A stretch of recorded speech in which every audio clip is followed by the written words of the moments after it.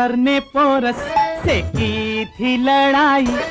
वर्ष 1962 में आया ये फिल्मी गाना बताता है कि हम अपने ही इतिहास और महापुरुषों को लेकर कितने अनपढ़ हैं।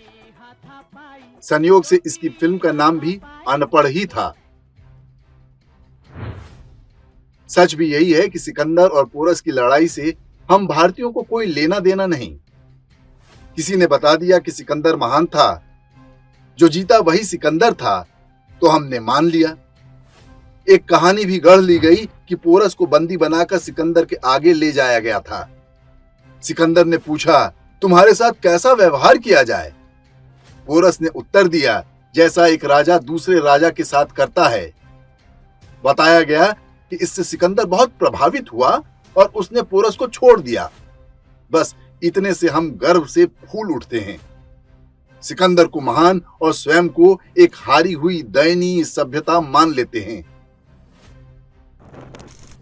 क्या वास्तव में यूनानी राजा अलेक्जेंडर या सिकंदर ने राजा पोरस को युद्ध में हराया था? इस बारे में इतिहास की पुस्तकों से लेकर सिनेमा तक में फैली दंत कथाओं का सत्य क्या है? पंजाब में झेलम से लेकर चिनाब नदी तक हिंदू राजा पुरु का राज्य था। यूनानी उन्हें पोरस कहा करते थे। जिस प्रकार अलेक्जेंडर को तब ईरान में सिकंदर और भारत में अल क्षेत्र नामों से भी संबोधित किया जाता था। पुरु की राजधानी आज के लाहौर के निकट थी। उनका कार्यकाल आज से लगभग 2350 वर्ष पहले हुआ करता था। तब मगध भारत में सबसे शक्तिशाली और समृद्ध राज्य हुआ करता था। ये आज के बिहार में पड़ता है। यूनान के मैसिडोनिया का राजा सिकंदर एक सेना लेकर विश्व विजय पर निकला था। उसका लक्ष्य मगध पर अधिकार करना था। सिंधु नदी के तट पर उसका सामना राजा पुरु से हुआ। इतिहास के किसी भी प्रामाणिक ग्रंथ में यह नहीं लिखा है कि उस युद्ध में सिकंदर ने पुरु को हरा दिया था। यदि सच में ऐसा हुआ होता तो सिकंदर मगध तक पहुंच गया होता और आज भारत का इतिहास ही कुछ और होता। उस काल के कुछ यूनानी लेखकों ने अपने राजा की हार को भी जीत में बदल दिया, जबकि ईरान, चीन और भारत के प्राचीन विवरणों में कुछ और ही बात कही गई है। विश्व विजय पर निकले सिकंदर ने सबसे पहले फारस अर्थात वर्तमान ईरान के पारसी राजा दारा को पराजित किया था। इसके बाद ही विश्व विजय की उसकी भूख बढ़ गई थी। फारसी ग्रंथ शाहनामा के अनुसार सिकंदर केवल एक क्रूर विदेशी राजकुमार था, महान नहीं।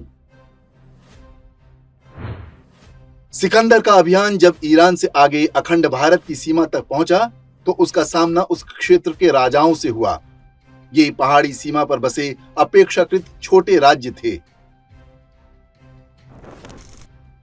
अश्वायन एवं अश्वकायन राज्यों की सेना ने सिकंदर को पहली चुनौती दी थी।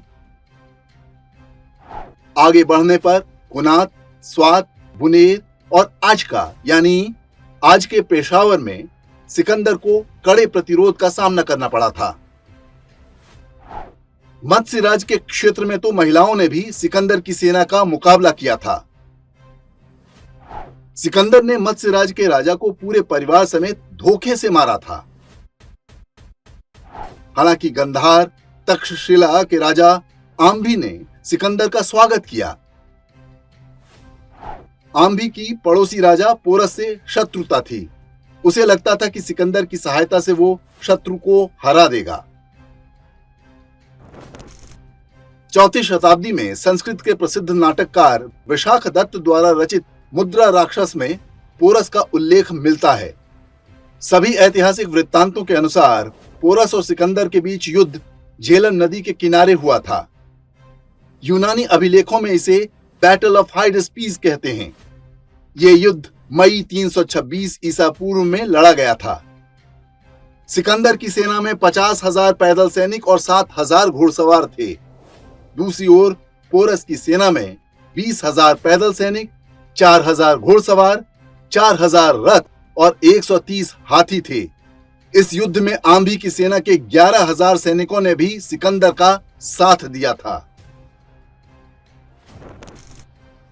यूनानी वृत्तांतों में राजा पुरु को 7 फुट से भी अधिक लंबा और बलशाली बताया गया है।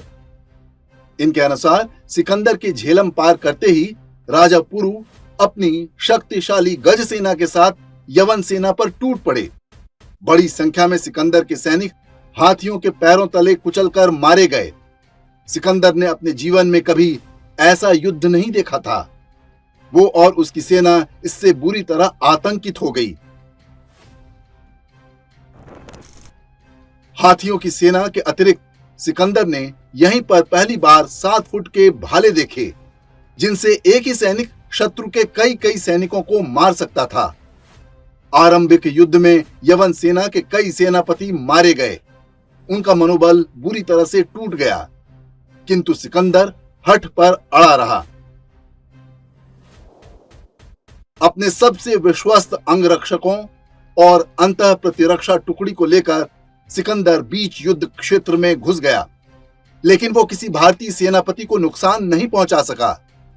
राजा पुरु के भाई अमर ने सिकंदर के घोड़े बुकीफाइलस को अपने भाले से मार डाला और सिकंदर धरती पर जा गिरा। कोई कुछ करता उससे पहले ही सिकंदर के अंगरक्षक उसे उठाकर वहां से तेजी से भाग निकले।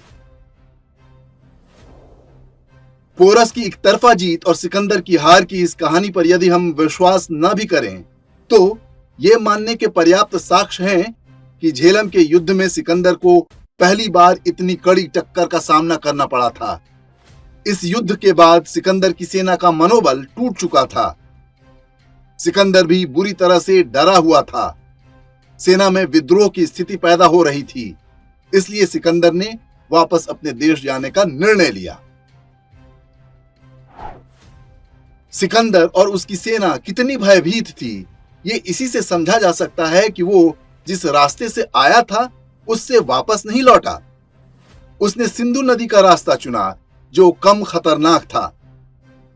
इस बात के भी दावे किए जाते हैं कि सिकंदर अपनी बची कुची सेना के साथ कुछ समय तक पश्चिमी क्षेत्रों में भटकता रहा था।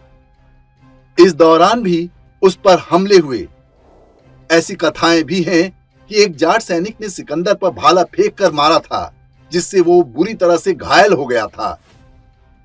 प्राचीन फारसी, चीनी और भारतीय लेखनों के अनुसार घायल सिकंदर ने वापसी में गंधार पहुंचते पहुंचते दम तोड़ दिया था।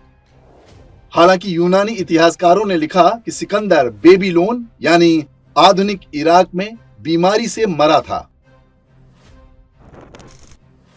सिकंदर के समकालीन माने जाने वाले यूनानी राजदूत मेगास्थनीज ने उसे भारत पर विजय पाने वाला योद्धा बताया है।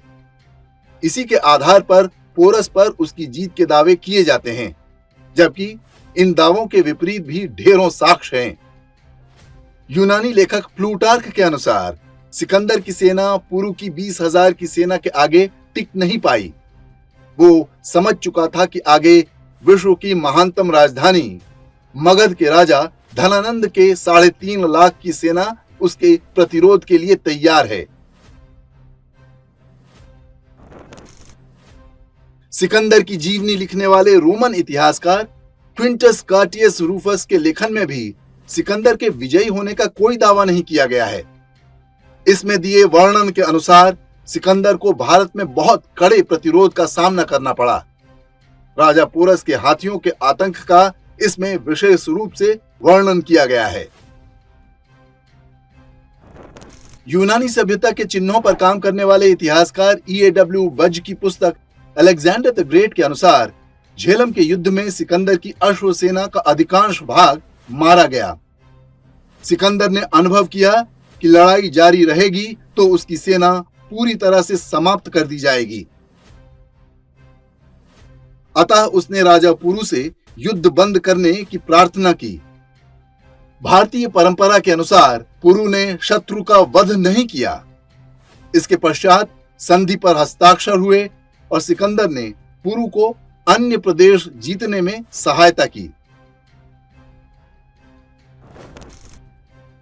पश्चिम के जिन इतिहासकारों ने सिकंदर को विजयी बताया है, वो ये बताने में असफल रहे हैं कि उस युद्ध में ऐसा क्या हुआ था कि मगध जाने का सपना लेकर निकले सिकंदर ने बीच रास्ते से लौटने का निर्णय ले लिया।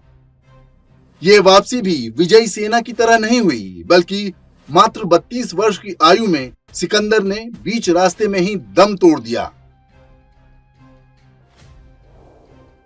रोमन सभ्यता के लोग ईसाई नहीं थे, उन्हें पेगन कहा जाता था। आश्चर्य की बात है कि रोमन सभ्यता को नष्ट करने वाले ईसाई चर्च ने सिकंदर की विरासत को हड़प कर उस पर अपना लेबल लगा दिया। संभवतः इसलिए क्योंकि उन्हें लगा इससे वो फारस से लेकर भारत तक के पूरे भूभाग में रहने वालों को नीचा दिखा सकेंगे। इससे उनके भारत में रहने वालों को कथित रूप से सभ्य अर्थात ईसाई बनाने के अभियान को नैतिक आधार मिल जाता है। इसे उनकी औपनिवेशिक सोच का उदाहरण कह सकते हैं। वे नहीं चाहते थे कि भारतीयों को कभी पता चले कि वे वास्तविक विश्व विजयी हैं। सिकंदर की इस कहानी में एक बात ध्यान देने वाली है। वो मगध पर कब्जा करने के लिए निकला था। रास्ते में अन्य भारतीय राजाओं ने उसे क्यों रोका? वे चाहते तो संधि भी कर सकते थे। ये तथ्य बताता है कि भारत के अलग अलग राज्यों में भले ही अलग अलग राजाओं का शासन था, लेकिन एक राष्ट्रीय भावना सदा से रही है। घात प्रतिघात की कहानियां हैं तो आपसी सहयोग और सद्भाव की भी हैं, लेकिन इतिहास से जुड़े नकारात्मक बिंदुओं को ही तूल दिया गया। पोरस और सिकंदर की ये कहानी भारतीय इतिहास के साथ हुए खिलवाड़ का संभवतः सबसे पुराना उदाहरण है। एक झूठ जो लोक कथाओं से लेकर लोकोक्तियों तक में रच बस गया। औपनिवेशिक काल के इन असत्यों और अर्ध सत्यों को हमें स्वयं तोड़ना होगा, तभी सही अर्थों में भारत स्वतंत्र होगा